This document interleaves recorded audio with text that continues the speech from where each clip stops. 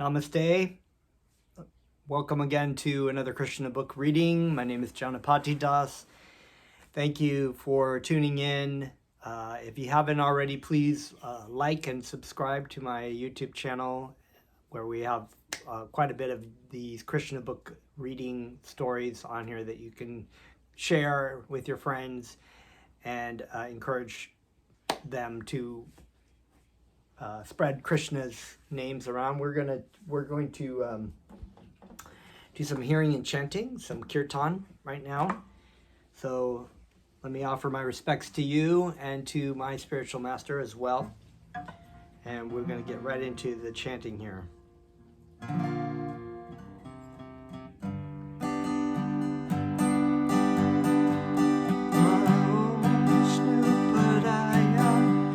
Krishna Pristaya Bhutale Srimate Sirasvarupananda Paramahamsa iti namine Namo Vishnu Padaya Krishna Pristaya Bhutale Srimate Sirasvarupananda Paramahamsa iti namine Shri Krishna Chaitanya Prabhu Nityananda Shri Advaita Gadadhara Srivasade Gaurabhakta Vrinda Shri Krishna Chaitanya Prabhu Nityananda Shri Advaita Gadadhara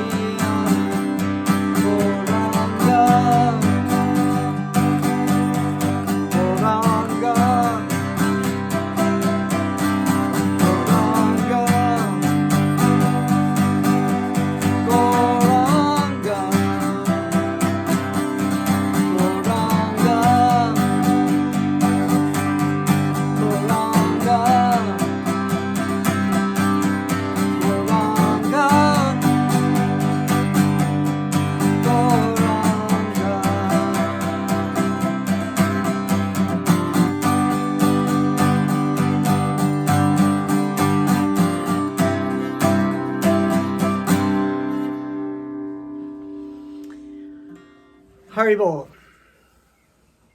Om Namo Bhagavate Vasudevaya.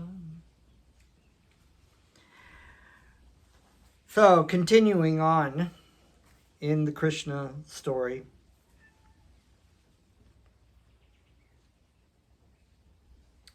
And we'll get to the page here. So we are continuing with chapter 35. Kamsa sends Akrura for Krishna. Vrindavan was always absorbed in the thought of Krishna. Everyone remembered his pastimes and was constantly merged in the ocean of transcendental bliss. But the material world is so contaminated that even in Vrindavan, the Asuras, or demons, tried to disturb the peaceful situation. One demon named Aristasura entered the village like a great bull with a gigantic body and horns, digging up the earth with his hooves. When the demon entered Vrindavan, it appeared that the whole land trembled, as if there were an earthquake. He roared fiercely, and after digging up the earth on the riverside, he entered the village proper. The fearful roaring of the bull was so piercing that some of the pregnant cows and women had miscarriages. Its body was so big, stout, and strong that a cloud hovered over its body, just as clouds hover over the mountains. Aristasura entered Vrindavan with such a fearful appearance that just on seeing this great demon, all the men and women were afflicted with great fear, and the cows and other animals fled the village. The situation became very terrible, and all the inhabitants of Vrindavan began to cry, "Krishna, Krishna, please save us." Krishna also saw that the cows were running away, and he immediately replied, "Don't be afraid, don't be afraid." Always really wonderful to remember in the greatest fear in our life, Krishna, Krishna. And Krishna is saying, don't be afraid, don't be afraid. There's nothing to fear under the shelter of Krishna, even in the greatest calamities of the material existence. Taking shelter of Krishna is the pacifying of great fear in this material world, a pacifier. He then appeared before Aristasura and said, "You are the lowest of living entities. Why are you frightening the inhabitants of Gokula? What will you gain by this action? If you come to challenge my authority, then I am prepared to fight you." In this way, Krishna challenged the demon, and the demon became very angry by the words of Krishna. Krishna stood before the bull, resting his hand on the shoulder of a friend. The bull began to proceed toward Krishna in anger. I love how Krishna is just like, yeah, okay, come on. Just like sort of kicking it, not really worried.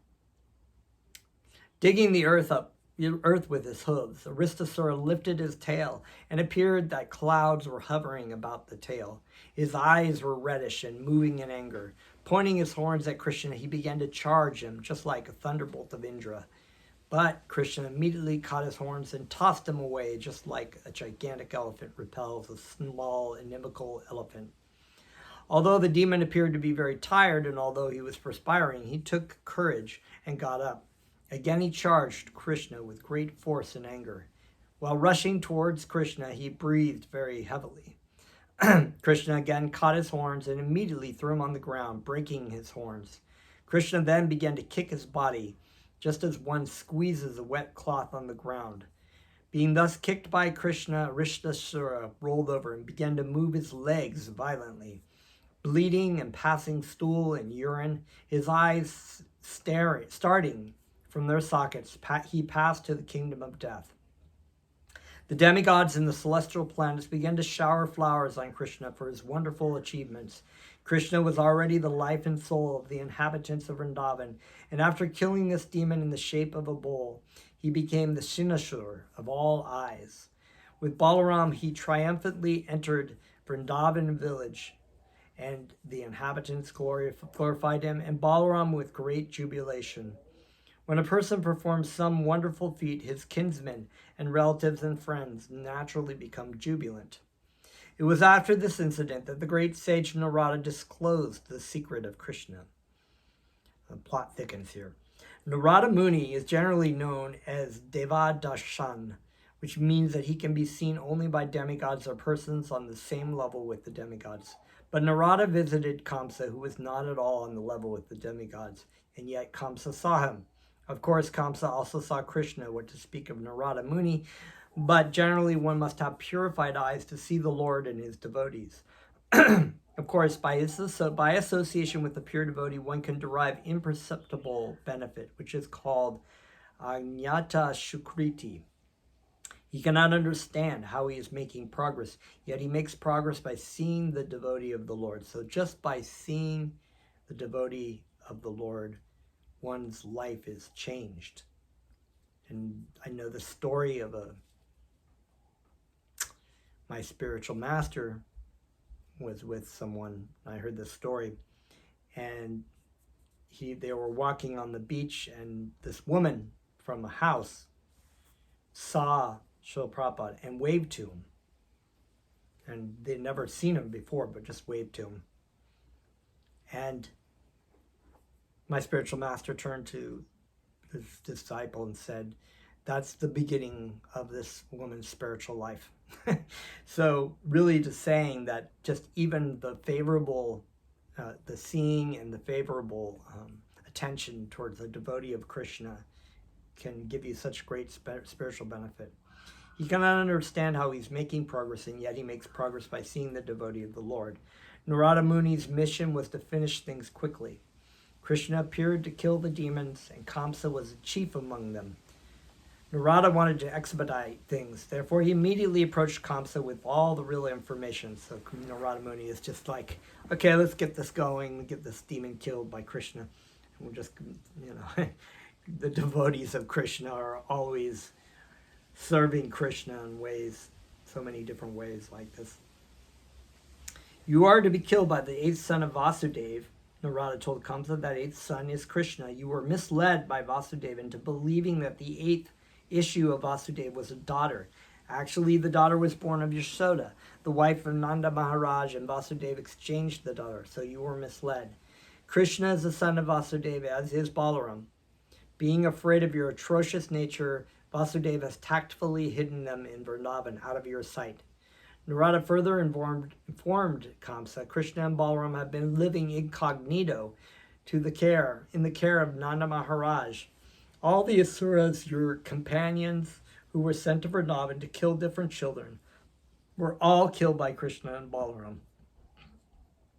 As soon as Kamsa got this information from Narada Muni, he took out his sharpened sword and prepared to kill Vasudeva for his duplicity, but Narada pacified him.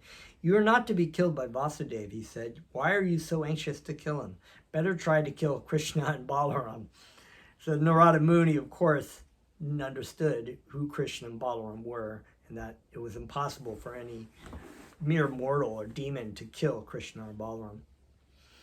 But actually, the opposite. But in order to satisfy his wrath, Kamsa arrested Vasudeva and his wife and shackled them in iron chains. Acting on the new information, Kamsa immediately called for the Keshi demon and asked him to go to Vrindavan immediately to fetch Balaram and Krishna. In actuality, Kamsa asked Keshi to go to Vrindavan to be killed by Krishna and Balaram and thus give salvation. Then Kamsa called for the expert elephant trainers, Chanura, Mushtika, Shala, Toshala, etc. And he told them, my dear friends, try to hear me attentively. At Nanda Maharaj's place in Vrindavan, there are two brothers, Krishna and Balaram. They are actually two sons of Vasudeva. As you know, I have been destined to be killed by Krishna. There is a prophecy to this effect. Now I am requesting you to arrange for a wrestling match. People from different parts of the country will come to see the festival. I will get those two boys here, and you will try to kill them in the wrestling arena. The point here is try to kill them. So the plot thickens here. There's all these things that are going to start taking place now. Wrestling matches are still enjoyed by the indigenous people in the northern part of India, and it appears from the statements of Srimad Bhagavatam that 5,000 years ago, wrestling was popular. So wrestling has actually gone back quite a long time. Even when I was in Africa, they had done wrestling. They were doing wrestling, native wrestling, which went back, long time. So it's possible this all came from the same place. Kamsa planned to arrange such a wrestling competition to invite people to visit. He also told the trainers of the elephants, be sure to bring the elephant named Kuvalayapida and bring him at the gate of the wrestling camp. Try to capture Krishna and Balaram on their arrival and kill them.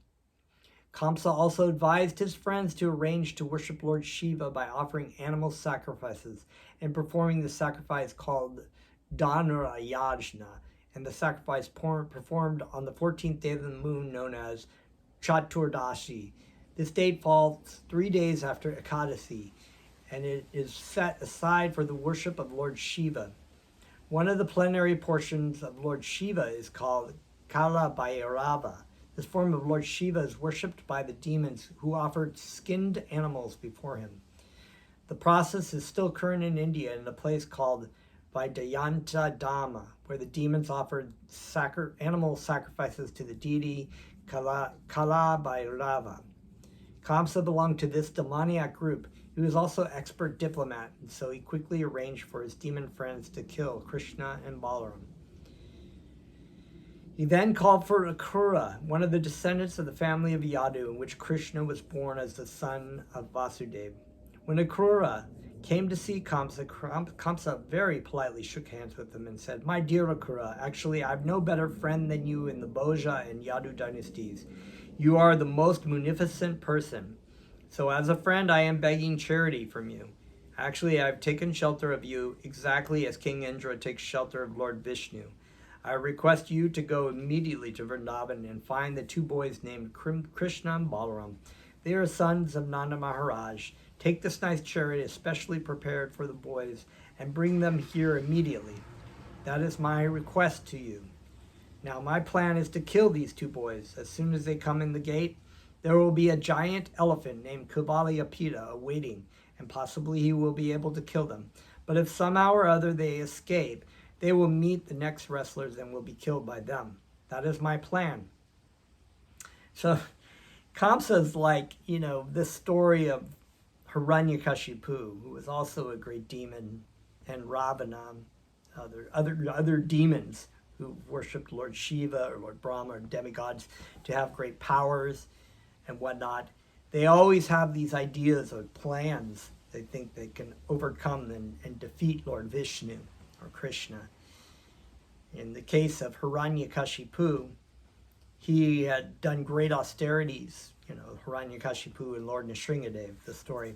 He had done great austerities standing on his foot, on his toes, or on the tips of his toes for 100 years. It's so long that the ants and bugs had made a house around his body and eaten all the flesh and muscle, and he was basically keeping his life air alive in his skeleton. That's how severe his austerities were, but they were so great that even the demigods were praying to Lord Brahma, telling Lord Brahma that this is a big problem. And so Lord Brahma, of course, went and tried to get him to stop his austerities and said, I'll give you a benediction. And Hiranyakashipu, the demon, thinking he was smarter than anyone else, had asked Lord Brahma to give him a benediction, basically that he thought would not be able to be killed by anyone. He was, not to be killed on the land or in the air or by an animal or by a human or by any weapon of this kind of weapon or that kind of weapon. And so, of course, this is the same plan, the plans of the demons to try to stop spiritual activity, stop religious activity. In modern day, the demons are trying to eradicate religion from life, thinking that somehow or another society will be better. But actually society, because of the downfall of religion in Western culture, has created havoc. So Hiranyakashipu, of course, could not overcome Lord Nrsingadev. Lord Nrsingadev fulfilled Lord Brahma's benediction by being able to be a half man, half lion, by not using any particular weapon except for his nails, by not being inside or outside, but under a veranda, but by not being either morning or night, but actually at twilight. So he kind of found the way to overcome. This Krishna is the supreme personality of Godhead. No demon, no possibility can thwart his mission to engage in whatever activity he needs, whatever his mission may be, to protect the devotees, eradicate demons, and to enjoy his pastimes. So this is another case here where he's like, I've got this plan. He's been trying all these different plans, and he's in the back of his mind, he's always nervous because he's like, oh, these demons are getting killed and that demon's getting killed, and Krishna's, none of these things in my plan are working. And after killing these two boys, I shall kill Vasudeva and Nanda, who are supporters of the Vrishni and Bhoja dynasty.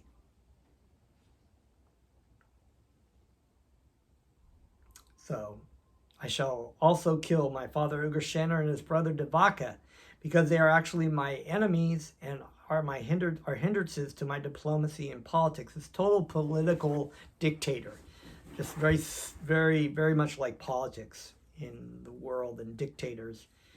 They're fearful of everybody around them. They don't trust anyone around them, and they'll use people and then kill them. And then, of course, people are always trying to overthrow them. Thus I shall get rid of all my enemies. Jard Sanda is my father-in-law, and I have a great monkey friend named Devivida, which we will have a story of later. With their help, it will be easy to kill all the kings on the surface of the world who support the demigods. This is my plan. In this way, I shall be free from all opposition, and it will be very pleasant to rule the world without obstruction. So demons like this, we've seen them in the history of the world. They're drunk on their power, their desire to control and enjoy, their complete delusion that they are the supreme Lord. And some of these people, you got the leaders of North Korea, and you've had Mao and Stalin and Hitler and all these people, even sometimes very small dictators. They think nobody's going to stop me. I'm all powerful. But their time comes. You may know also that Shambhara, Narakasura, and Banasura are my intimate friends. And when I begin this war against the kings who support the demigods, they will help me considerably. Surely I shall be rid of all my enemies. Please go immediately to Vrindavan and encourage the boys to come here to see the beauty of Mathura and take pleasure in the wrestling competition. After hearing this plan of Kamsa's, Akrura replied, My dear king, your plan is very excellently made to counteract the hindrances to your diplomatic activities, but you should maintain some discretion, or your plans will not be fruitful. After all, man proposes, God disposes. We may make very great plans, but unless they are sanctioned by the supreme authority, they will fail. So here Akrura, of course, is the uncle of Krishna. He's a devotee. He's a devotee of Krishna, and he's trying to give some good, sane advice to the king about not trying to overcome the supreme authority. Because as it said in the Bhagavad Gita, where there is Krishna, there is victory. So if you're not with Krishna, no victory. Everyone in this material world knows that the supernatural power is the ultimate disposer of everything. Krishna is the supreme personality of Godhead. From all things come, by all things happen. So trying to act independently of that is what causes our problems, causes our unhappiness, our war, our racism, everything that our hatred towards each other, and all things that these trying to act independently as a supreme controller causes these things to happen. One may make a very great plan with his fertile brain, but he must know that he will be subjected to the fruits, misery and happiness, from all things that we do in the material world in the hopes of engaging in the enjoying of the fruits, in other words, enjoying of the things that we try to enjoy in this material world for our own pleasure. There are always a reaction. That's our karmic reaction, karma. But I have nothing to say against your proposal. As a friend, I shall carry out your order and bring Krishna and Balaram here as you desire. Akrura knew, he didn't like this, but he knew, he was trying to be diplomatic. He also knew who Krishna and Balaram were, so he had complete faith that these boys were completely in control of the situation. It's not like they have to worry about it. After instructing his friends in various ways, Kamsa retired and Akrura went to Vrindavan. Thus ends the Bhaktivedanta purport of the 35th chapter of Krishna. Kamsa sends Akrura for Krishna. So this is a great story. It also points to the fact of just reminding with God there is all victory. In other words, our relationship with the Supreme Personality of Godhead, Krishna, our relationship is eternal. Krishna is in our heart as in every living entity's heart. But in our desire to not want to serve him, Krishna fulfills his desire, and we are covered in this material world, falsely thinking that we are this body, whatever body we happen to be in at the time, whether it's a fly, and we think, oh, my happiness will want to land on some doo-doo, or the cat crying out there, right? He thinks he's the cat. He's like, I want to be fed. I want to be let in. Serve me.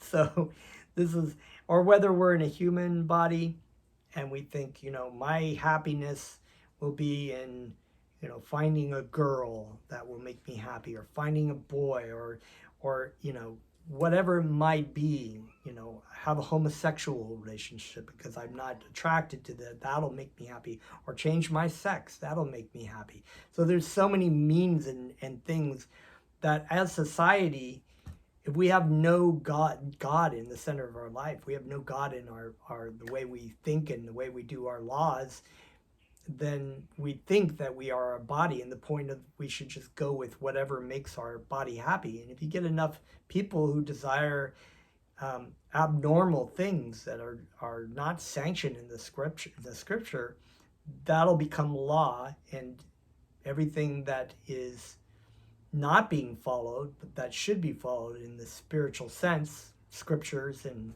whatnot, will be seen as biased, will be seen as untruth. And this is what you're seeing unfold. I mean, even within the last 20 or 30 years, it's amazing how things have transformed in society. And so they wonder why it is that that things get worse and worse, why there are more and more shootings, why there are crazy people out there, why there is so more conflict and war. I mean, this is the age of Kali, and it's manifesting itself. And in the age of Kali, religion will be seen as untrue. It'll be seen as something that's getting in the way of our enjoyment, of our happiness. But actually, it's kind of like going, we all want to go over the waterfall. Like, that's the way. No, we should be getting on the shore and going the other way. Even though everyone else is going over the cliff, we should not follow them, because that's going over the cliff. And we can see that manifesting. And as it manifests, more and more people will believe that it's religion that's doing that. And so you'll see it just getting worse and worse. But the good news about that, of course, as Lord Chaitanya said, is the golden age. More people will be hearing and chanting Krishna's names. And so that's what we're going to do right now for the benefit of humanity.